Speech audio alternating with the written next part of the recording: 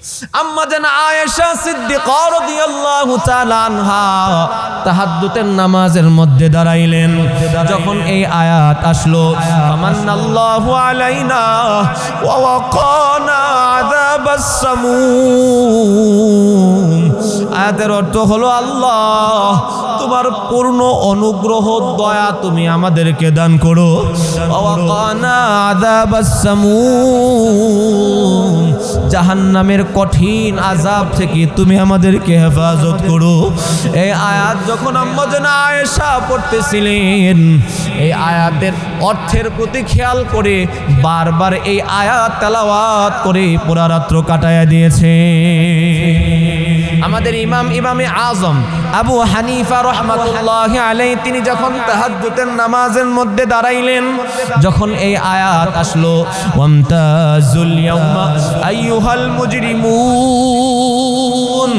আল্লাহ রাব্বুল আলামিন কিয়ামতের ময়দানে বলবে, এই গুনাহগারের দল তোরা আমার নেককার বান্দাদের থেকে আলাদা হয়ে যা। ওই দিন যদি বাজান আমি আপনি গুনাহগারদের কাতারের মধ্যে পড়ে যায়, আমাদের তো কোনো উপায় থাকবে না। ওয়ামতাজুল ইয়াউমা আইয়ুহাল মুজরিমুন, ইমামে আজম এই আয়াত তেলাওয়াত করতেছেন, তেলাওয়াত করতে করতে চোখের পানি ছাড়তে ছাড়তে পুরা রাত্র কাটায়া দিয়েছে। মুসলমান, আমরাও তো সেই আল্লাহর গোলাম, কিন্তু কয়দিন এমন হয়েছে কোরআনের আয়াত তেলাওয়াত করতে করতে কান্না করতে করতে একটা রাত্র কাটিয়েছি, একটা রাত্র কাটিয়েছে, এমন তো হয় নাই। আল্লাহ পাক বলেন, বাল হুয়া আয়াতুম বাইনাত, আল্লাহ রাব্বুল আলামিন বলেন, আমি আল্লাহ কিতাবুন আনজালনাহু ইলাইকা মুবারাক লিয়াদাব্বারু আয়াতিহি ওয়া লিয়াতাযাক্কারা উলুল আলবাব।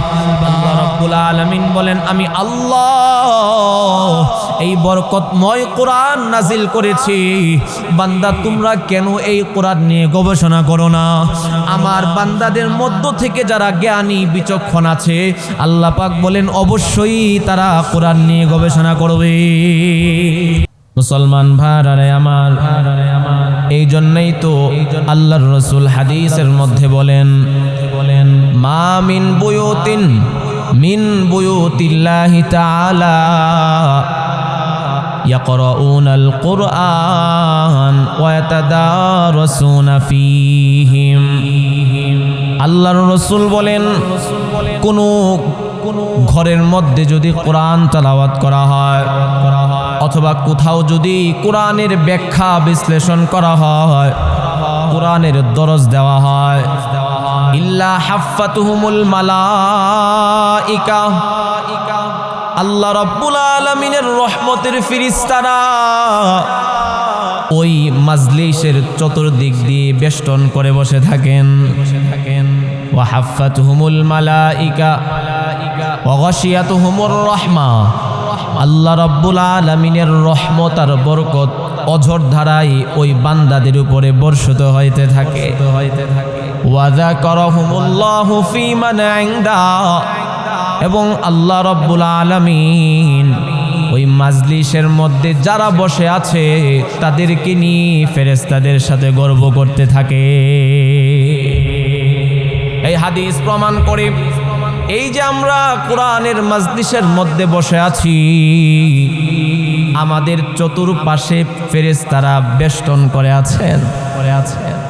আল্লাহ রাব্বুল আলামিনের রহমত অজর ধারায় আমাদের উপরে বর্ষিত হইতেছেন, এবং আল্লাহ রাব্বুল আলামিন আমার আপনার নাম নিয়ে নিয়ে ফেরেশতাদের সাথে গর্ব করতেছেন।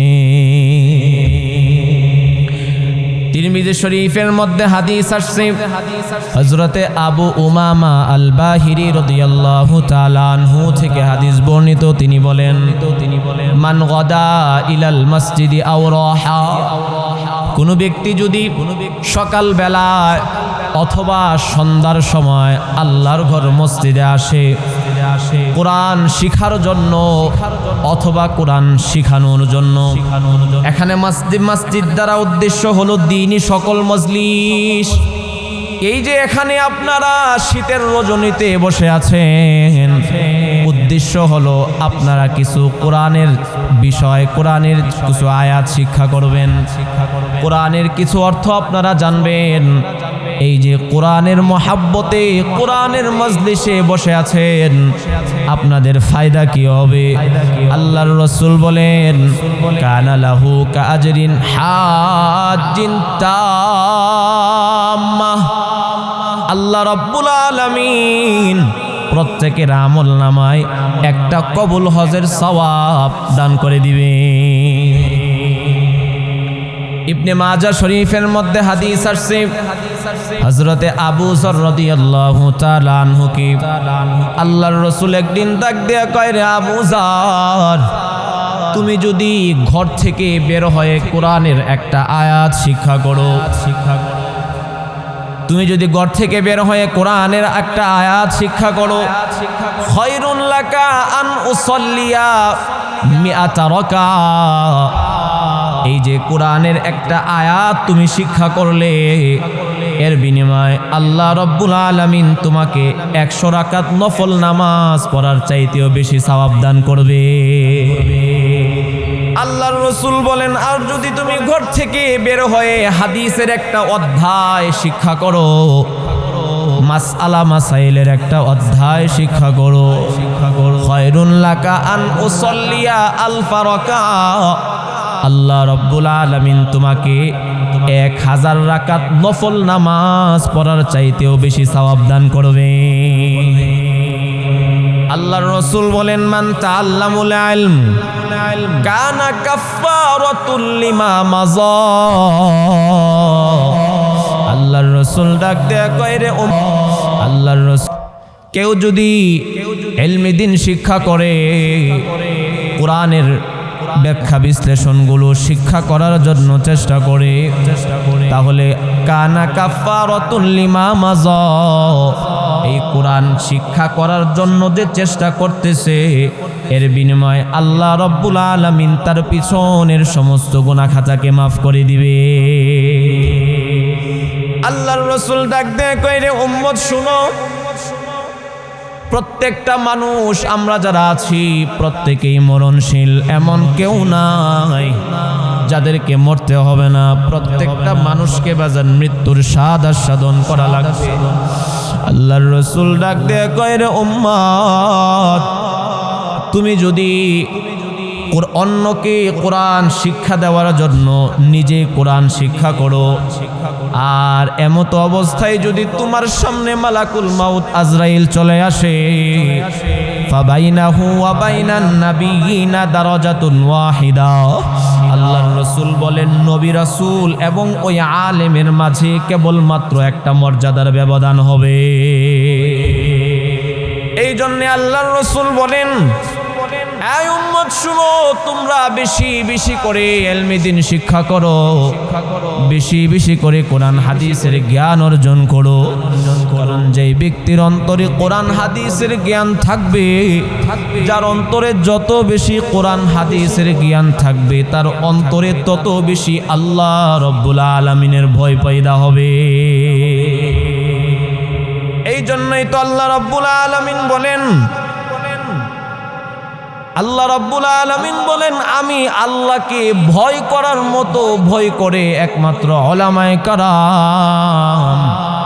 আল্লাহর রাসূল বলেন, ওয়াতালাবাহু ইবাদাহ।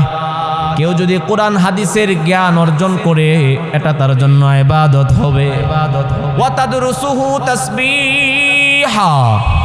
আর যদি কেউ কোরআন হাদিসের শিক্ষা অন্যকে শিখায়, তাহলে এটা তার জন্য তাসবিহ তুল্য হবে। ওয়াল বাহসু আনহুল জিহাদ।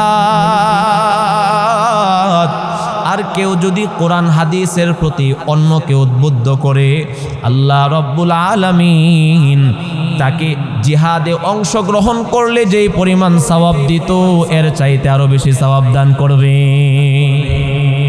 মুসলমান ভাইরা রে আমার, তিরমিজি শরীফের মধ্যে হাদিস আসছে, আল্লাহর রাসূল বলেন, কিয়ামতের আগে এমন একটা সময় আসবে যখন মানুষ দ্বীনি জ্ঞানকে তুচ্ছ তাচ্ছিল্য মনে করবে, দুনিয়াবি জ্ঞানকে বড় মর্যাদার কারণ মনে করবে। বর্তমানে আমরা দেখতেছি অনেক মানুষ তো এমন আছে, ভালো একটা স্কুলের মধ্যে সন্তানকে পড়াইতে পারলে গর্বের কোনো সীমা থাকে না। এলাকার মানুষের কাছে হাঁটে আর বলে, আমার সন্তানকে আমি অমুক স্কুলে পড়াইতেছি, অথচ ওনার সন্তান কোরআনটা তেলাওয়াত করতে পারে না, ওনার সন্তান যে সহি শুদ্ধভাবে নামাজ পড়তে পারে না, এই নিয়ে ওনার কোনো মাথা ব্যথা না। আল্লাহর রসুল বলেন এটা হলো কিয়ামতের আলামত। এই আলামতগুলো আসবে না চলে আসছে? কথা বলেন, আসবে না চলে আসছে? এই কিয়ামতের আলামত সর্বপ্রথম যেন আমার আপনার থেকে প্রকাশিত না হয়, খেয়াল রাখা লাগবে। দুনিয়াবি জ্ঞানের চাইতে উখরুবি জ্ঞানকে প্রাধান্য দেওয়া, এটা আমাদের প্রত্যেকের কর্তব্য। আল্লাহ রাব্বুল আলামিন আমাদের উপরে কোরআন, আল্লাহ পাক আমাদেরকে কোরআন দিয়েছেন। এই কোরআন এটা আমাদের জন্য অনেক বড় একটা নিয়ামত। এই কোরআন এটা হলো আমাদের জীবন বিধান। এই কোরআনের 5টা হক আছে আমাদের উপরে। কয়টা হক বলেন? সবাই বলেন কয়টা হক? বয়ান চলবে না বন্ধ করে দিব? ইনশাআল্লাহ এই 5টা হক বলে আমার বয়ান আমি এমনিতে শেষ করে দিব। কোরআনের 5টা হক, এই 5টা হক আমাদেরকে জানতে হবে এবং ওই অনুযায়ী আমল করতে হবে। কোরআনের 1 নাম্বার হক হলো কোরআনের প্রতি আজমত রাখা, কোরআনকে ভালোবাসা। যার অন্তরে কোরআনের প্রতি ভালোবাসা থাকবে, ওই বান্দা তার ঘরের মধ্যেও কোরআনটা সম্মানের সাথে থাকবে। বহু মানুষ এমন আছে ঘরের মধ্যে কোরআনটা ধুলাবালির মধ্যে পড়ে থাকে। এরপরে কোরআনের গায়ের যে পোশাক, এটাও একবারে নর্মাল পোশাক, এরপরেও আবার ময়লাযুক্ত। মুসলমান আমরা তো আমাদের কাপড় সপ্তাহে 2-3টা পরিবর্তন করি, অথচ আল্লাহর কোরআনের গায়ের যে পোশাকটা আছে ময়লা হয়ে আছে, এটা পরিষ্কার করতে হবে, এই অনুভূতিটুকু আমাদের আসে না। এরপরে আবার বর্তমানে চেইন সিস্টেম গিলাফ বের হয়েছে, এগুলো আপনারা ব্যবহার করতে পারেন। কিছু মুসলমান তো এমন আছে, বড় আফসোসের সাথে বলতে হয়, এদের ঘরের মধ্যে আল্লাহর কোরআনটাই নাই। এমন মানুষ আছে না নাই? কোরআনের কপিটা তার ঘরের মধ্যে নাই, অথচ আল্লাহর রাসূল সাল্লাল্লাহু আলাইহি ওয়াসাল্লাম বলেন, তিরমিজি শরীফের মধ্যে হাদিস আসছে, পয়গম্বর বলেন, আল কোরআনু শাফিউন মুশাফফা। কোরআন কিয়ামতের ময়দানে যারা কোরআনকে তেলাওয়াত করত তাদের জন্য সুপারিশ করে তাদেরকে জান্নাতে নিয়ে যাবে। ফামান জালাহু আমামা, যে ব্যক্তি কোরআন তেলাওয়াত করবে, কোরআনের অর্থ বোঝার চেষ্টা করবে, কোরআন অনুযায়ী নিজের জীবনকে পরিচালিত করার চেষ্টা করবে, ওই কোরআন তাদেরকে পথ দেখায়া জান্নাত পর্যন্ত নিয়ে যাবে। ওমান জালাহু ওয়ারা যহরিহি, আর যেই ব্যক্তি কোরআনকে পিছনে ফেলে দিবে, কোরআনকে পড়ার চেষ্টা করবে না, কোরআনকে বোঝার জন্য চেষ্টা করবে না, ওই ব্যক্তির জন্য এই কোরআনটাই জাহান্নামে যাওয়ার কারণ হয়ে দাঁড়াবে। মুসলমান বহু এমন আছে ঘরের মধ্যে কোরআন না পড়তে পড়তে পুরাতন হয়ে যায়, এরপরে কোরআনটা এনে মসজিদের মধ্যে দিয়ে যায়। জিজ্ঞাসা করলে কয়, হুজুর ঘরের মধ্যে কোরআন তেলাওয়াত করার মতো কেউ নাই, এই জন্য মসজিদের মধ্যে এসে রেখে যাইতেছি। একজন মুসলমানের জবান থেকে এমন কথা বের হওয়া বড় আফসোসের বিষয়। বলতেছে কোরআন তেলাওয়াত করার মতো কেউ নাই, কোরআন পুরাতন হয়ে গিয়েছে। হ্যাঁ, যদি কোরআন এতটাই পুরাতন হয় যে পড়ার অনুপযুক্ত, তাহলে আপনি কোরআনটাকে মানুষকে যেমন ভাবে দাফন করা হয় ওই রকম ভাবে দাফন করতে হবে। গোরস্থানের মধ্যে ছোট্ট একটা গর্ত খনন করে নিচে কাঠ বিছায়া, এরপরে আপনি কোরআনের কপিটাকে রাখেন, গর্তের উপরে আবার একটা তক্তা দেন, এরপরে আপনি মাটি চাপা দিয়া দেন। এটা কোরআনের সম্মান। রাস্তাঘাটে হাঁটার সময় অনেক সময় কোরআনের আয়াত পড়ে থাকে, হাদিসের টুকরা পড়ে থাকে। যারা এগুলো ফেলবে অবশ্যই তারা গুনাহগার হবে। আর আপনি দেখার পরে যদি এগুলো না উঠান, আপনিও গুনাহগার হবেন। এই জন্য কোরআনের আয়াত বা হাদিসের টুকরা পড়ে আছে, আপনি এটাকে উঠায়া হয় মাটিতে পুঁতে ফেলেন অথবা আগুনে জ্বালায়া দেন। আবার অনেক সময় রাস্তাঘাটে কাগজ পড়ে থাকে, কাগজ। মুসলমান মনে রাখবেন, কাগজেরও একটা সম্মান আছে। এই কাগজের মধ্যে কোরআন লেখা হয়, এই কাগজের মধ্যে হাদিস সংরক্ষিত আছে, এই কাগজের মধ্যে কোরআন হাদিসের নির্যাসিত মাসআলা মাসাইলগুলো সংরক্ষিত আছে। এই জন্য আপনি কাগজকে না পড়ায়া, একটা কাগজ পড়ে আছে, আপনি রাস্তা থেকে উঠায়া আপনি সাইডে রেখে দেন, এটা আপনার হয়তোবা নাজাতের জন্য জরিয়া হতে পারে। মুসলমান একটু কথাগুলো দিলের কান দ্বারা বোঝার চেষ্টা করবেন। কোরআনের 1 নাম্বার হক হলো কোরআনের প্রতি আজমত রাখা, কোরআনের প্রতি সম্মান রাখা। মুসলমান ভাইরা আমার, কোরআনের 2 নাম্বার হক কোরআনকে শ্রবণ করা। কোরআন কি করা বলেন? সবাই বলেন, কোরআনকে কি করতে হবে? শ্রবণ করা। একজন তেলাওয়াত করবে আর আপনি মনোযোগ সহকারে কোরআন শ্রবণ করা, এটাও কোরআনের 2 নাম্বার হক। আল্লাহ রাব্বুল আলামিন পবিত্র কোরআনের মধ্যে বলেন, وَإِذَا قُرِئَ الْقُرْآنُ فَاسْتَمِعُوا لَهُ وَأَنصِتُوا لَعَلَّكُمْ تُرْحَمُونَ।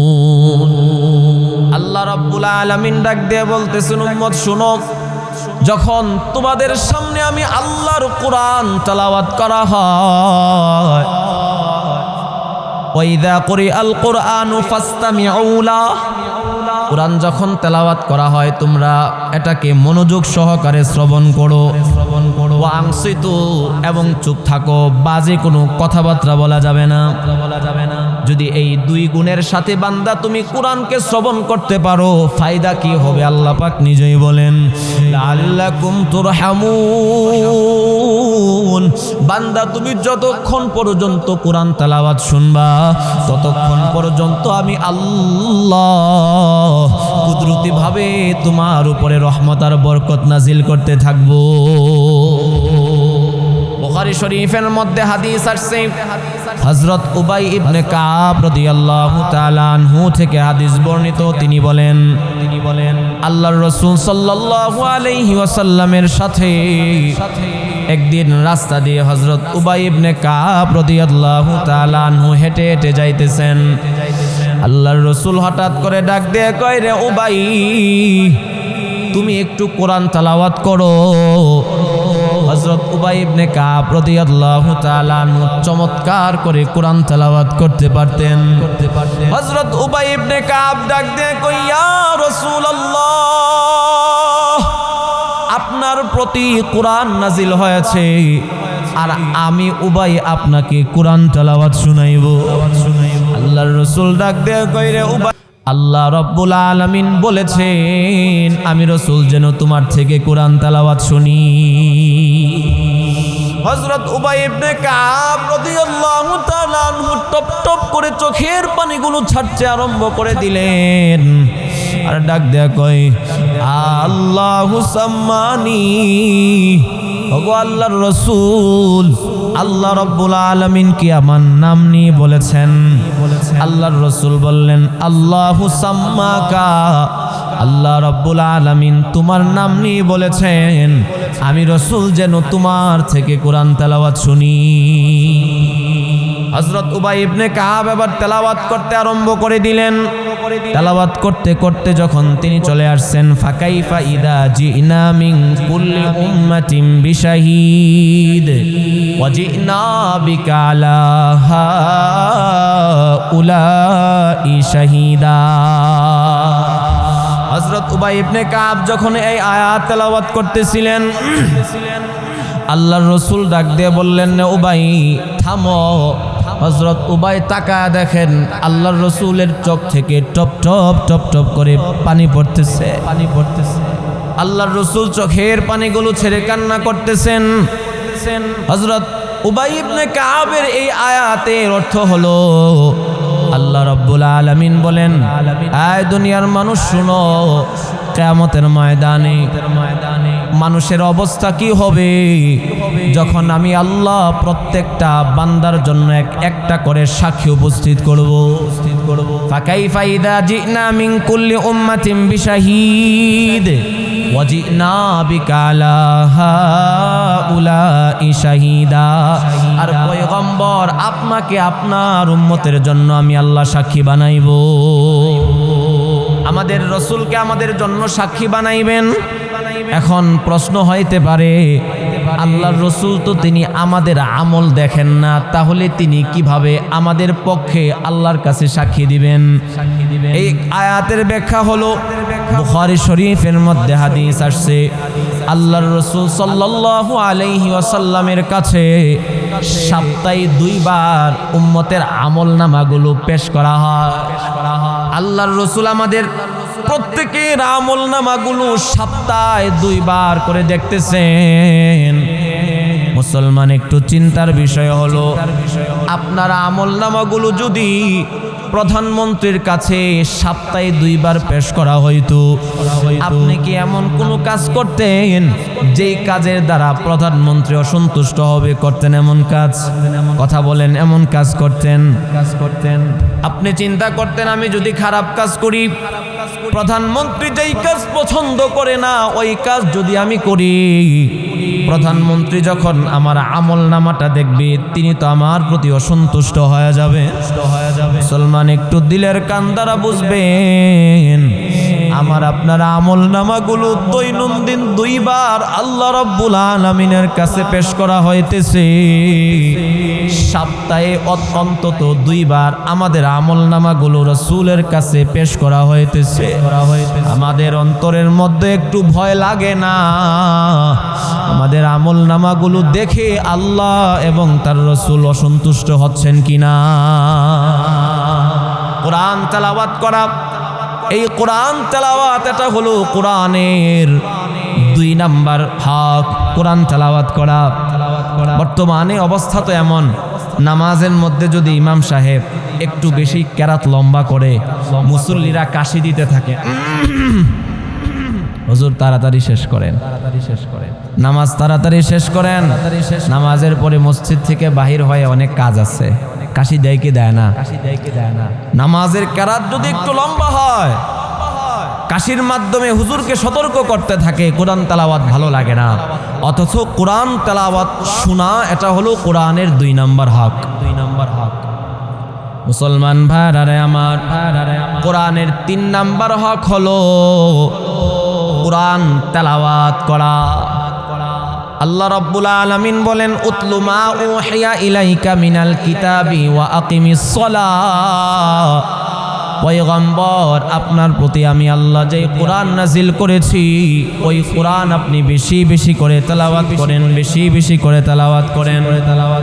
অন্তত মাসে 1 বার হলেও পবিত্র কোরআনুল কারীম খতম করা, এটা কোরআনের হক।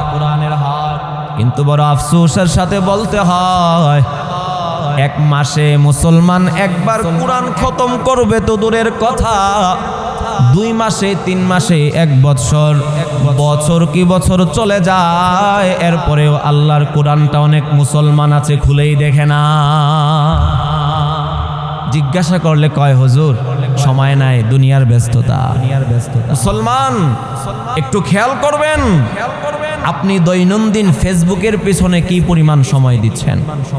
আপনি বন্ধু বান্ধবদের সাথে আড্ডায় কি পরিমাণ সময় দিচ্ছেন?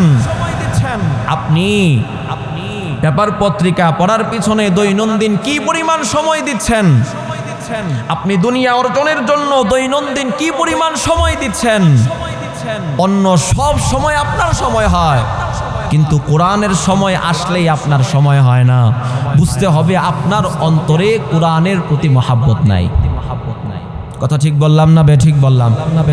যদি কোরআনের প্রতি মহাব্বত থাকতো, তাহলে কোরআনকে না তেলাওয়াত করে আপনি থাকতে পারতেন না।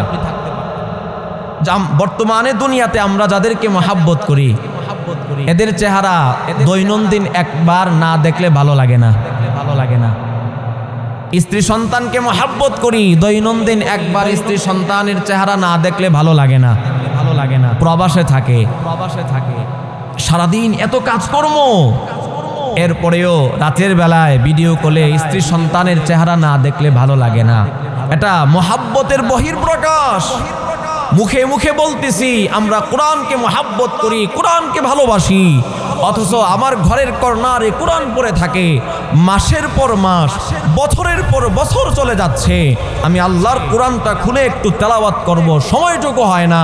বুঝতে হবে আমার অন্তরের মধ্যে কোরআনের প্রতি ভালোবাসা নাই। আল্লাহর রাসূল সাল্লাল্লাহু আলাইহি ওয়াসাল্লাম বলেন, কেউ যদি কোরআনের একটা হরফ তেলাওয়াত করে ফালাহু আজরু হাসানাহ, আল্লাহ রাব্বুল আলামিন তাকে একটা নেকি দিবেন। আল্লাহ রাব্বুল আলামিনের দরবারে এক মানে হলো 10। আল্লাহর রাসূল বলেন, লা আকুলু আলিফুন আলিফ লাম মিম হরফুন বাল আলিফুন হরফুন ওয়া লামুন হরফুন ওয়া মিমুন হরফুন। আল্লাহর রাসূল ডাক দিয়ে কইর, উম্মত শুনো, আমি এই কথা বলি না আলিফ লাম মিম তিনটা হরফ মিলে একটা হরফ, বরং আলিফ একটা হরফ, লাম একটা হরফ, মিম একটা হরফ। পয়গম্বর বুঝান, উম্মত শুনো, কেউ যদি আলিফ লাম মিম তেলাওয়াত করে, তেলাওয়াত করার সাথে সাথে মহান আল্লাহ তার আমলনামায় 30টা নেকি লিখে দিবে। আলিফ লাম মিম তেলাওয়াত করলে যদি 30 নেকি হয়, তাহলে যেই ব্যক্তি পুরা কোরআন খতম করবে তার কি পরিমাণ সওয়াব হবে? কি পরিমাণ সওয়াব? তেলাওয়াত করা এটা হলো কোরআনের 3 নাম্বার হক। কোরআনের 4 নাম্বার হক হলো কোরআনকে মুখস্থ করা। কোরআন কি করা বলেন? কোরআন মুখস্থ করা, কোরআন হেফজ করা, এটা হলো কোরআনের 4 নাম্বার হক। আমরা মুখস্থ করতে পারি না 3 কারণে। কোরআন মুখস্থ করতে পারি না কই কারণে? সবাই একটু মনোযোগ সহকারে কথাগুলো শোনার চেষ্টা করবেন, কাজে আসবে ইনশাআল্লাহ। আমরা কোরআন মুখস্থ করতে পারি না কই কারণে? করা সম্ভব না। অথচ দেখেন সাহাবায়ে কেরামদের জামানায় বেশিরভাগ সাহাবায়ে কেরামরাই বয়স্ক অবস্থায় কোরআনের হাফেজ হয়েছে। মুসলমান ভাইরা আমার, আল্লাহর রাসূলের বয়স যখন 40 বছর হয়েছে, ওই সময় আল্লাহ রাব্বুল আলামিন পবিত্র কোরআনুল কারীম নাজিল করা আরম্ভ করেছেন। ওই সময় সাহাবায়ে কেরামদের ব্যবসা বাণিজ্য ছিল, স্ত্রী সন্তান ছিল, ক্ষেত খামার ছিল, সব কিছু থাকার পরেও তারা সময় করে করে কোরআনের 5 আয়াত 6 আয়াত অল্প অল্প করে মুখস্থ করতেন। আল্লাহর রাসূলের উপরে গোটা 23 বছরে পবিত্র কোরআনুল কারীম নাজিল হওয়া শেষ হয়েছে, আর ওইদিকে সাহাবায়ে কেরামরাও কমপ্লিট কোরআনের হাফেজ হয়ে গিয়েছে। হযরত আবু বকর ছোটকালে কোরআনের হাফেজ হয় নাই। হযরত ওমর তিনিও বাজান ছোটকালে কোরআনের হাফেজ হয় নাই। হযরত ওসমান তিনিও বাজান ছোটকালে কোরআনের হাফেজ হয় নাই। হযরত আলী তিনিও ছোটকালে কোরআনের হাফেজ হয় নাই। তারা বয়স্ক বড় হওয়ার পরে এক সময় কোরআনের হাফেজ হয়েছে। আপনিও যদি হিম্মত করেন যে না আমিও কোরআনের হাফেজ হব, আপনি যদি দৈনন্দিন 5 আয়াত 6 আয়াত করে করে মুখস্থ করতে থাকেন, দেখা যাবে 6-7 বছরের ভিতরে আপনিও কোরআনের হাফেজ হয়ে গিয়েছে। এর জন্য হিম্মত লাগবে, আগ্রহ লাগবে। আমাদের বাংলাদেশ থেকে 1970 সালে একটা দাওয়াতি কাফেলা রাশিয়া গিয়েছিলেন। ওই সময় রাশিয়াতে ইসলামের তেমন কোনো প্রচার ছিল না। বাংলাদেশি কাফেলা রাশিয়াতে যাওয়ার পরে দেখেন রাশিয়ার একজন নাগরিক তিনি হাফেজে কোরআন। বাংলাদেশি কাফেলার মানুষগুলো অবাক হয়ে গেল, কি ব্যাপার? রাশিয়ার মধ্যে তো কোনো মাদ্রাসা নাই, আশপাশ তো কোনো হাফেজ নাই, আশপাশ তো কোনো মাওলানা সাহেবও নাই, এরপরেও আপনি কোরআনের হাফেজ হইলেন কিভাবে? রাশিয়ার ওই নাগরিক চোখের পানি ছেড়ে বাংলাদেশের মানুষদেরকে ডাক দিয়ে বলতেছেন, ভাই শুনো, আমার যে দোকান ছিল ওই দোকানের কর্মচারী ছিল একজন হাফেজে কোরআন। সে আমাকে দৈনন্দিন আধা পৃষ্ঠা 1 পৃষ্ঠা করে পড়াইতো। আমি রাতের বেলায় আধা পৃষ্ঠা 1 পৃষ্ঠা দৈনন্দিন মুখস্থ করতাম। আমার ওই কর্মচারীকে সকাল বানায় শোনাইতাম। এইরকম ভাবে আস্তে আস্তে পড়তে পড়তে আমি এক পর্যায়ে কোরআনের হাফেজ হয়ে গিয়েছি। মুসলমান ভাইয়ারা আমার, এটা তো অনেক দিনের আগের কথা। এই গত 3-4 বছর আগে আমাদের একজন উস্তাদ মুফতি উবাইদুল্লাহ মাদানী দামাত বারাকাতুহুল আলিয়া ব্রাহ্মণবাড়িয়া বাড়ি, আমাদের সাবেক প্রধানমন্ত্রী যখন ক্ষমতায় ছিলেন, ওনাকে বিনা অপরাধে জেলখানার মধ্যে বন্দী করা হলো। জেলখানায় তিনি 10 মাস ছিলেন। উনি হাফেজ ছিলেন না, ভালো আলেম ছিলেন। 10 মাস জেলখানায় থাকার কারণে 10 মাসের ভিতরে তিনি আল্লাহর কোরআনের হাফেজ হয়ে জেলখানা থেকে বের হয়েছে। মানুষের চেষ্টা থাকলে কি না হয়, চেষ্টা থাকা লাগবে। তো 1 নাম্বার, কোরআনকে আমরা মুখস্থ করতে পারি না। আমরা মনে করি কোরআন এটা শুধু মাদ্রাসার ছাত্ররা মুখস্থ করবে, আমাদের দ্বারা সম্ভব না। এটা হলো 1 নাম্বার কারণ। 2 নাম্বার কারণ হলো কোরআনের প্রতি আমাদের মহাব্বত নাই, ভালোবাসা নাই।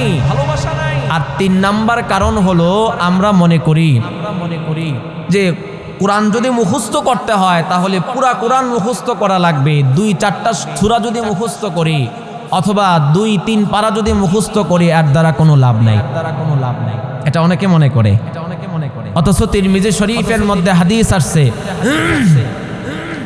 আল্লাহর রাসূল সাল্লাল্লাহু আলাইহি ওয়াসাল্লাম বলেন, কিয়ামতের ময়দানে আল্লাহ রাব্বুল আলামিন যারা দুনিয়ার জমিনে কোরআন তেলাওয়াত করত তাদেরকে বলবেন, ইকরা ওয়ারতাকি, ইকরা ওয়ারতাকি, বান্দা পড়তে থাকো আর এক এক তলা উপরে উঠতে থাকো।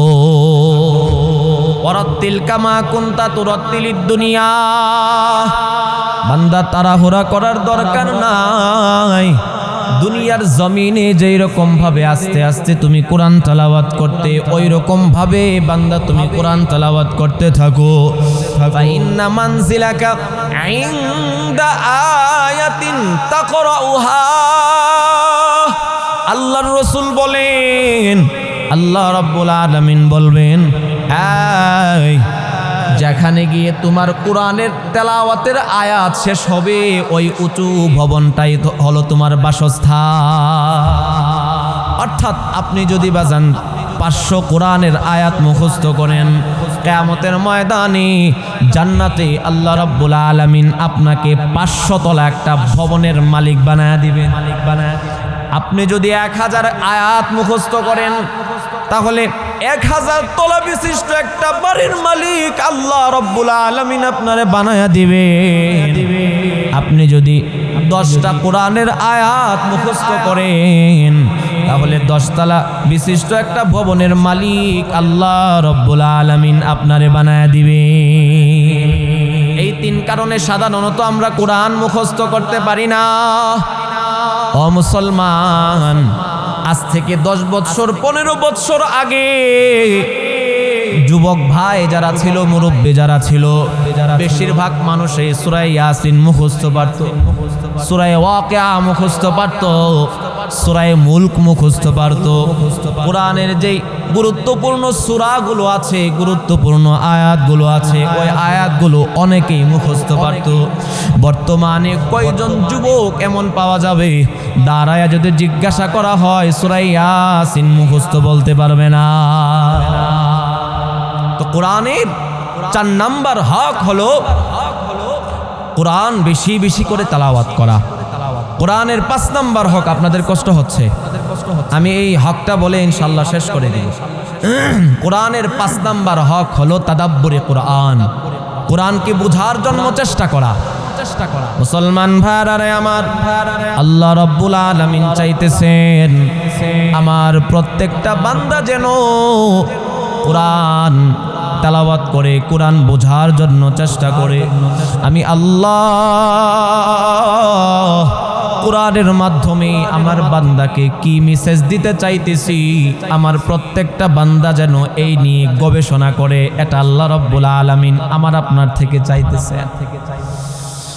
আল্লাহ রাব্বুল আলামিন বলেন, আফালা ইয়াতাদাব্বারুনাল কুরআন আম আলা কুলুবিন আকফালুহা। আল্লাহ রাব্বুল আলামিন বড় মোহাব্বত করে ডাক দেয়া কয়, রে গোলাম, তোমরা কি আমি আল্লাহর কোরআন নিয়ে একটু গবেষণা করবা না? আমি আল্লাহর কোরআন নিয়ে একটু বোঝার চেষ্টা করবা না?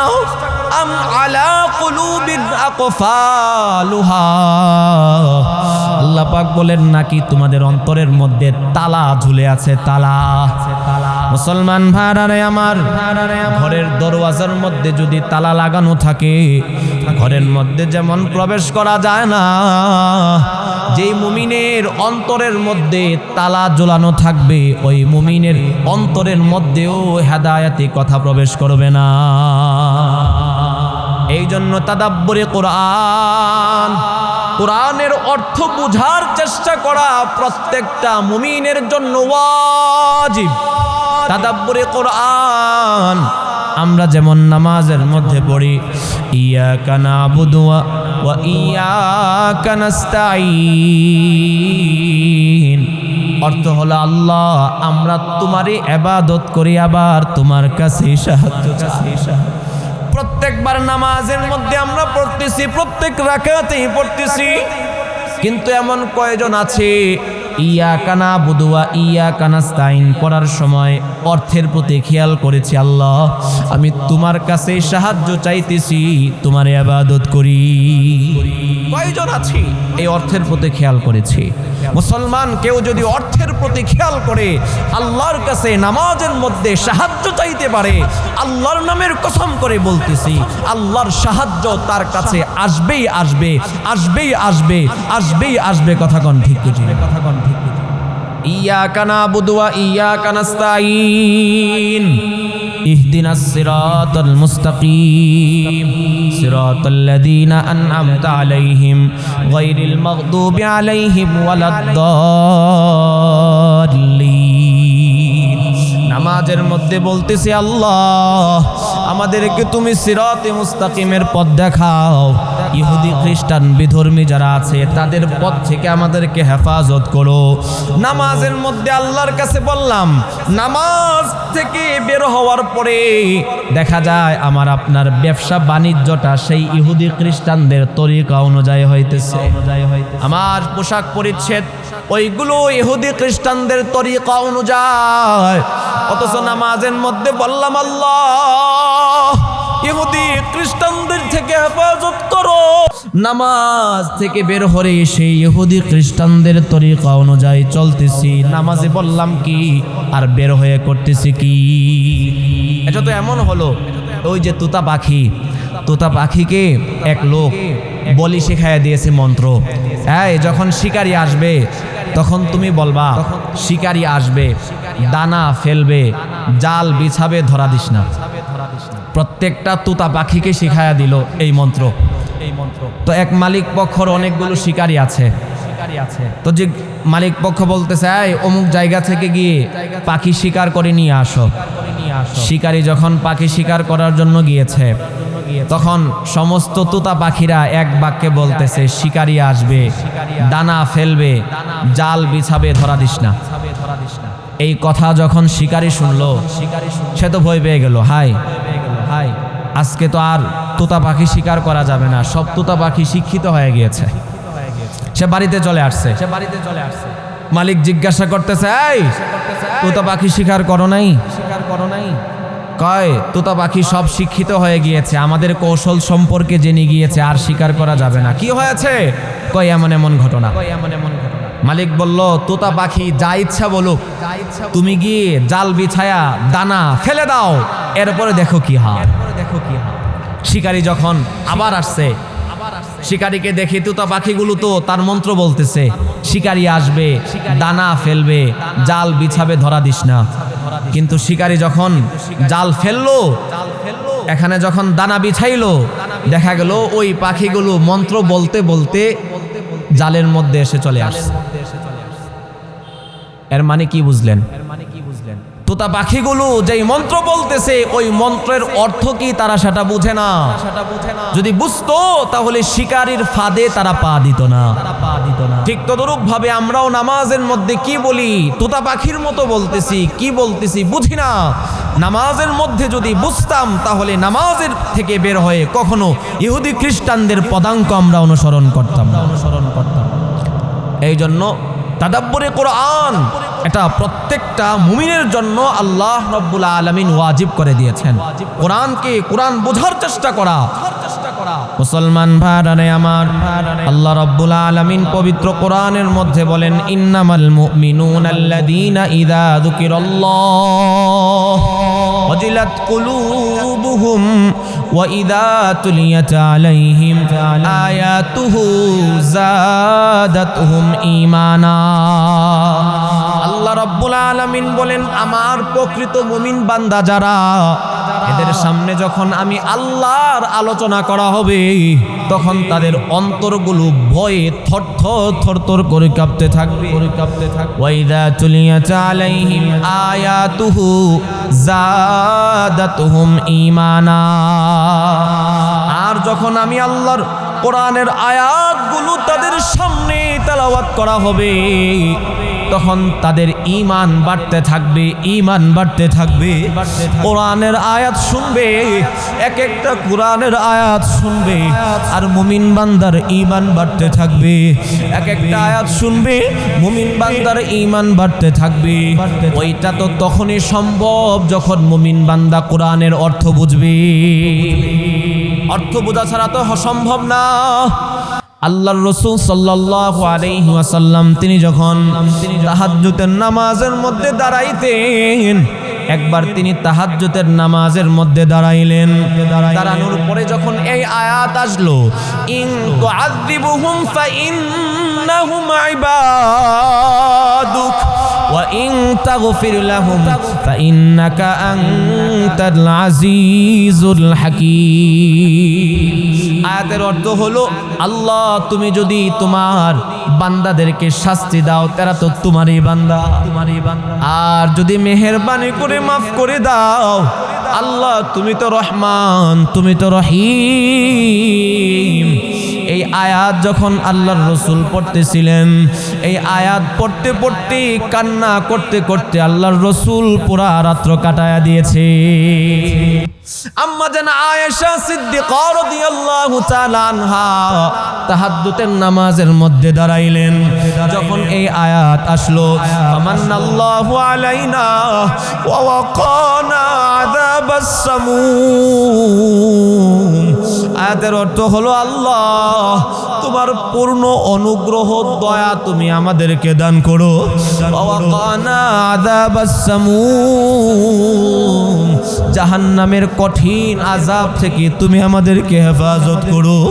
এই আয়াত যখন আম্মা জান আয়েশা পড়তেছিলেন, এই আয়াতের অর্থের প্রতি খেয়াল করে বারবার এই আয়াত তেলাওয়াত করে পুরা রাত্র কাটায়া দিয়েছে। আমাদের ইমামে আজম আবু হানিফা রাহমাতুল্লাহি আলাইহি তিনি যখন তাহাজ্জুদের নামাজের মধ্যে দাঁড়াইলেন, যখন এই আয়াত আসলো, ওয়ামতাজুল ইয়াউমা আইয়ুহাল মুজরিমুন, আল্লাহ রাব্বুল আলামিন কিয়ামতের ময়দানে বলবে, এই গুনাহগারের দল তোরা আমার নেককার বান্দাদের থেকে আলাদা হয়ে যা। ওই দিন যদি বাঁচান আমি আপনি গুনাহগারদের কাতারের মধ্যে পড়ে যায়, আমাদের তো কোনো উপায় থাকবে না। ওয়ামতাজুল ইয়াউমা আইয়ুহাল মুজরিমুন। ইমামে আজম এই আয়াত তেলাওয়াত করতেছেন, তেলাওয়াত করতে করতে চোখের পানি ছাড়তে ছাড়তে পুরা রাত্র কাটায়া দিয়েছে। মুসলমান, আমরাও তো সেই আল্লাহর গোলাম, কিন্তু কয়দিন এমন হয়েছে কোরআনের আয়াত তেলাওয়াত করতে করতে কান্না করতে করতে একটা রাত্র কাটিয়েছি, এমন তো হয় নাই। আল্লাহ পাক বলেন, বাল হুয়া আয়াতুম বাইনাত, আল্লাহ রাব্বুল আলামিন বলেন আমি আল্লাহ কিতাবুন আনজালনাহু ইলাইকা মুবারাক লিয়াদাব্বারু আয়াতিহি ওয়া লিয়াতাযাক্কারা উলুল আলবাব। আল্লাহ রাব্বুল আলামিন বলেন আমি আল্লাহ এই বরকতময় কোরআন নাজিল করেছি। বান্দা তোমরা কেন এই কোরআন নিয়ে গবেষণা করো না? আমার বান্দাদের মধ্য থেকে যারা জ্ঞানী বিচক্ষণ আছে আল্লাহ পাক বলেন অবশ্যই তারা কোরআন নিয়ে গবেষণা করবে। মুসলমান ভাইরা আমার, যারা কোরআন শিখবে তারা আখিরাতেও লাভবান হবে, দুনিয়াতেও লাভবান হবে। ছোট্ট একটা ঘটনা বলে আমি আমার বক্তব্য শেষ করে দিচ্ছি। ঘটনাটা শুনবেন না দোয়া করে দিব? কথা বলেন 4-5 মিনিটের ভিতরে আমি ঘটনাটা বলে ইনশাআল্লাহ দোয়া শেষ করে দিব। মুসলমান ভাইরা আমার, এক হাফেজ কোরআন শুধুমাত্র হিফজ শেষ করেছেন। আল্লাহর 30 পারা কোরআন ওই হাফেজে কোরআনের সিনার মধ্যে ধারণ করার পরে হাফেজে কোরআনের মাথার মধ্যে একটা ব্রেন টিউমার হয়েছে। ওই হাফেজে কোরআনের বাবা ছিল একজন সাধারণ মসজিদের ইমাম। এই হাফেজে কোরআনকে যে হসপিটালে চিকিৎসা করানোর জন্য নিয়ে যাওয়া হয়, ডাক্তাররা 2 লক্ষ 2.5 লক্ষ টাকা চায়। বাবা বলেন আমি একজন সাধারণ মসজিদের ইমাম, এত টাকা দেওয়ার সামর্থ্য তো আমার নাই। সর্বশেষ খবর পাইল ঢাকা কাকরাইল ইসলামিক সেন্টার হসপিটালে একজন ডাক্তার আছে যিনি দিন দরদি। ওনার কাছে নিয়ে যাওয়া হলে অল্প টাকায় সন্তানের চিকিৎসা করানো হবে। এই হাফেজে কোরআনকে নিয়ে তার বাবা Dhaka Kakrail Islamic centre hospital doctor Mahfuzur রহমানের কাছে চলে গেলেন। ডাক্তার মাহফুজুর রহমান চিকিৎসা করে দেখলেন বেশি সময় রাখা যাবে না, তাড়াতাড়ি করে হাফেজে কোরআনের মাথার ব্রেন টিউমারের অপারেশন করতে হবে। হাফেজে কোরআনকে অপারেশনের রুমের মধ্যে ঢোকানো হলো। বাস্তব ঘটনা 2017 31 ডিসেম্বর রাত 11টার ঘটনা। ওই হাফেজে কোরআনের নাম ছিল ওবাইদুল্লাহ। আত্মীয় স্বজন যারা আছে অপারেশনের রুমের বাহিরে দাঁড়ায় কান্না করতেছে আর মনে মনে বলতেছে আল্লাহ রাব্বুল আলামিন যদি সহায় না হয় আমাদের বাবা ওবাইদুল্লাহরে আর কেউ বাঁচাইতে পারবে না। ডাক্তার মাহফুজুর রহমান অপারেশনের রুমের মধ্যে চলে গেলেন। অপারেশন শেষ করার পরে যখন অপারেশনের রুম থেকে বাহির হইলেন, ওবাইদুল্লাহর আত্মীয় স্বজনরা ডাক্তার মাহফুজুর রহমানের কাছে চলে গেলেন। ডাক্তার মাহফুজুর রহমান বলল অপারেশন সাকসেসফুল হয়েছে, বলেন আলহামদুলিল্লাহ। এই কথা শোনা মাত্র হাফেজ কোরআন ওবাইদুল্লাহর আত্মীয় স্বজনদের মুখের মধ্যে হাসি ফুটে উঠল। কিন্তু বাজান ওবাইদুল্লাহর বাবার মুখের মধ্যে কোনো হাসি নাই, টপ টপ করে চোখের পানিগুলো ছাড়তেছে। ডাক্তার মাহফুজুর রহমান ওবাইদুল্লাহর বাবার কাছে গিয়ে ডাক দিয়ে বলতেছেন, ওবাইদুল্লাহর বাবা, তোর সন্তানের চিকিৎসা যদি অন্য জায়গায় করানো হতো 2 লক্ষ 2.5 লক্ষ টাকা লাগতো। আমি মাহফুজ 2 লক্ষ 2.5 লক্ষ টাকা নিব না, আমি শুধু 60,000 টাকা নিব। ওবাইদুল্লাহর বাবা বলেন, আমি একজন সাধারণ মসজিদের ইমাম, আমি ইমামতি করে যে বেতন পাই ওই টাকা দিয়ে আমার ফ্যামিলিটা নিয়ে চলতে আমার হিমশিম খেতে হয়। আমি নিয়ত করেছিলাম আমার সন্তানটারে হাফেজ কোরআন বানাবো, আমার সন্তানটারে আমি হাফেজ কোরআন বানাইলাম। আমার সন্তানটা এখন হাফেজ কোরআন। আমি নিজে না খাইয়া, আমার স্ত্রীটা না খাইয়া, আমার সন্তানটাকে অল্প অল্প টাকা দিয়ে আমি হাফেজ কোরআন বানিয়েছি। এখন আমার মনের মধ্যে আশা আমার সন্তানটারে আমি আলেম বানাবো। ডাক্তার মাহফুজুর রহমান বলতেছেন, ওবাইদুল্লাহর বাবা, তোমার সন্তান কি 1 থেকে নিয়ে 30 পারা কোরআন পুরাটারই হাফেজ হয়ে গিয়েছে। ডাক্তার আশ্চর্যান্বিত হয়ে গেলেন, কি ব্যাপার, এত ছোট্ট একটা সন্তান সে কিভাবে 30 পারা কোরআনের হাফেজ হয়ে গিয়েছে। এমন সময় ওবাইদুল্লাহর যে উস্তাদ তিনি দৌড়ে আসলেন, এসে বলতেছেন, ডাক্তার সাহেব, ওনার সন্তান আমার কাছে 30 পারা কোরআনের হাফেজ হয়েছে, সামনে আমাদের বোর্ড পরীক্ষা, এই সন্তানটারে নিয়ে অনেক আশা ছিল ভালো একটা রেজাল্ট করবে। ডাক্তার মাহফুজুর রহমান বলতেছেন, রে ওবাইদুল্লাহর বাবা, তোর সন্তান হাফেজ কোরআন, তুই আমারে আগে বলো নাই কেন? অনলাইন পত্রিকা আবার ইসলামের মধ্যে লেখা হয়, ডাক্তার মাহফুজুর রহমান ওবাইদুল্লাহর বাবারে নিয়ে অপারেশনের রুমের মধ্যে চলে গেলেন। গিয়ে হাফেজ কোরআন ওবাইদুল্লাহর মাথার মধ্যে হাত বুলাইতেছেন আর চোখের পানিগুলো ছেড়ে ছেড়ে কান্না করতেছে। কিছুক্ষণের ভিতরে ওবাইদুল্লাহর হুঁশ চলে আসছে। ওবাইদুল্লাহর হুঁশ আসার পরে ডাক্তার বলতেছেন, রে ওবাইদুল্লাহ, শুনলাম তুমি নাকি হাফেজে কোরআন হয়ে গিয়েছো। ওবাইদুল্লাহ বলেন, আলহামদুলিল্লাহ, আল্লাহ পাকের দয়ায় আমি 30 পারা কোরআনের হাফেজ হয়েছি। ডাক্তার মাহফুজুর রহমান এই কথা শোনা মাত্র বসা থেকে দাঁড়ায় গেলেন আর ডাক দিয়ে কয়, রে ওবাইদুল্লাহ, কালকে আমাদের কঠিন ময়দানে তুমি কয়জন জাহান্নামীকে সুপারিশ করে জান্নাতে নিতে পারবা জানুনি? ওবাইদুল্লাহ বলেন, উস্তাদদের জবান থেকে শুনেছি একজন হাফেজে কোরআন কমসে কম 10 জন জাহান্নামীকে সুপারিশ করে জান্নাতে নিয়ে যাবে। ডাক্তার মাহফুজুর রহমান বলেন, ওবাইদুল্লাহ, তোর হাতটা আমার হাতের সাথে দে।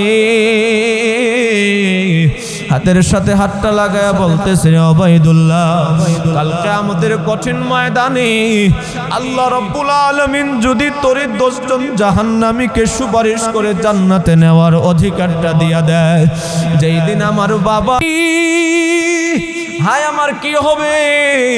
যেই দিন সবাই শুধু নিজের নিয়ে ব্যস্ত থাকবে, ওই দিন কি তুমি আমি ডাক্তার মাহফুজকে ভুলে যাইবা? ওই দিন কিন্তু আমি মাহফুজকে ভুলবা না। এই কথা বলে ওবাইদুল্লাহর বাবারে ডাক দিলেন। ডাক দিয়া কয়, রে ওবাইদুল্লাহর বাবা, জীবনে যত অপারেশন করেছি সব করেছি টাকার বিনিময়। আজকে তোর সন্তানের অপারেশন টাকার বিনিময় করি নাই, আজকে তোর সন্তানের অপারেশন করেছি মাওলা পাকের জান্নাতের বিনিময়। আল্লাহু আকবার।